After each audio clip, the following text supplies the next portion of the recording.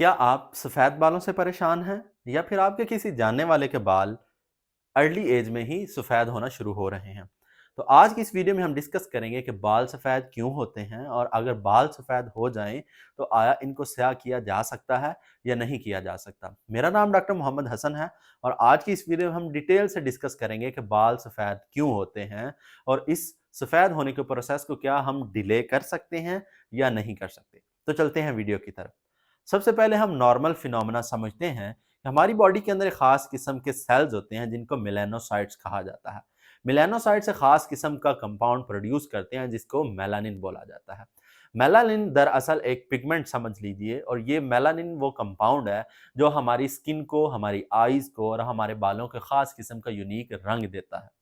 ये depend melanin के production के ऊपर कर रहा होता है, उसके प्रोडक्शन के पैटर्न के ऊपर डिपेंड कर रहा होता है कि हमारे कलरिंग प्रोसेस यानी कि हमारे बालों का रंग कैसा होगा, हमारी आँखों की रंगत कैसी होगी, हमारी स्किन की रंगत कैसी होगी।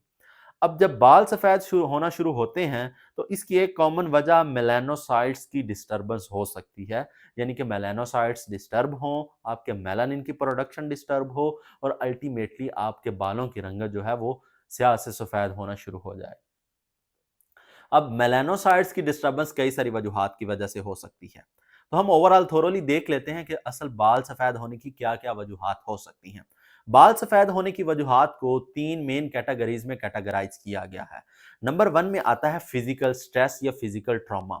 फिज़िकल स्ट्रेस या फिज़िकल ट्रॉमा में वो तमाम स्ट्रेस आ जाते हैं जो आपको किसी अंडरलाइन बीमारी की वजह से हो या किसी चोट की वजह से हो या किसी भी वजह से आपकी बॉडी डिस्टर्ब हो और उस स्ट्रेस की वजह से आपके बाल सफ़ेद हो सकते हैं।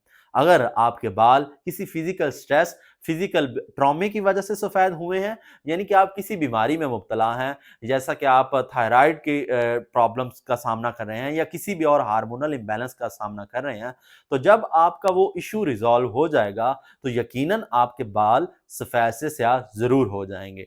नंबर 2 पे आता है न्यूट्रिशनल डेफिशिएंसीज। बिल्कुल कुछ न्यूट्रिएंट्स की डेफिशिएंसी भी आपके बालों को सफ़ेद वक़्त से पहले सफ़ेद कर सकती है। उनमें ख़ास तौर पे विटामिन बी 12 यानी कि बायोटीन की डेफिशिएंसी, इसके अलावा कॉपर की डेफिशिएंसी भी हो सकती है। कॉपर की डेफिशिएंसी की वजह से भी बाल सफ़ेद हो सकते हैं।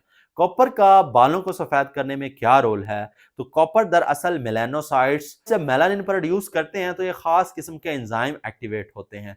तो कॉपर असल में मेलानोसाइट की मेलानिन प्रोडक्शन के प्रोसेस और सिंथेसिस में एक खास पर्टिकुलर रोल प्ले करता है। जब कॉपर की डेफिशिएंसी होगी तो मेलानोसाइट्स मेलानिन प्रोड्यूस नहीं करेंगे, तो जिसकी वजह से आपके बाल सफ़ेद हो सकते हैं। इससे मुख्तसर आपकी न्यूट्रिशनल डेफिशिएंसीज की वजह से भी आपके बाल सफ़ेद हो सकते हैं। जो बाल न्यूट्रिशनल डेफिशिएंसीज की वजह से सफ़ेद होते हैं, बालों को हम स्याह कर सकते हैं अपनी इस न्यूट्रिशनस डेफिशिएंसी को मेकओवर करके। यानी कि जब आप अपनी ग़िज़ा के अंदर, अपनी खुराक के अंदर इन न्यूट्रिएंट्स को इनटेक करेंगे, तो अल्टीमेटली आपके बाल सफ़ेद होने से रुक जाएँगे और रीग्रो करते हुए आपके बाल जब मेलानिन की प्रोडक्शन नॉर्मल होगी, तो दोबारा स्याह बाल ग्रो करेंगे। तीसरे नंबर पे जो मोस्ट इंपॉर्टेंट इसकी वजह है वो है जेनेटिक्स। जी हाँ, अगर आपके पेरेंट्स में, आपके ग्रैंड पेरेंट्स में अर्ली एज में बाल सफ़ेद हुए हैं, तो यकीनन आप भी इस चांस और इस रिस्क में बहुत हाई परसेंटेज रखते हैं कि आपके बाल भी वक़्त से पहले सफ़ेद हो सकते हैं। जेनेटिक हर बात में बहुत इंपॉर्टेंट रोल प्ले करती है। तो इसी तरह से अगर आपके जेनेटिक्स में अर्ली एज ग्रे हेयरिंग है तो आपके बाल भी यकीनन अर्ली एज में ग्रे होंगे। यकीनन आप इस प्रोसेस को डिले कर सकते हैं अच्छे लाइफस्टाइल को फॉलो करके, अपनी न्यूट्रिशियस प्रोफाइल को बेहतर बना के, बैलेंस डाइट का इस्तेमाल करके और अपने आप को फिजिकली एक्टिव रख के आप अपने बालों को सफेद होने वाले प्रोसेस को डिले कर सकते हैं अगर आपके बाल जेनेटिक्स की वजह से सफेद हो रहे हैं। तो अगर इन तीनों प्रॉब्लम्स में से आपको किसी भी प्रॉब्लम का सामना है तो हमें कमेंट में ज़रूर बताइएगा। उम्मीद करते हैं आज की वीडियो अच्छी लगी होगी। इस तरह की और वीडियोस देखने के लिए हमारे चैनल को लाइक, सब्सक्राइब और शेयर कर दीजिए। अगली वीडियो तक के लिए अल्लाह हाफ़िज़।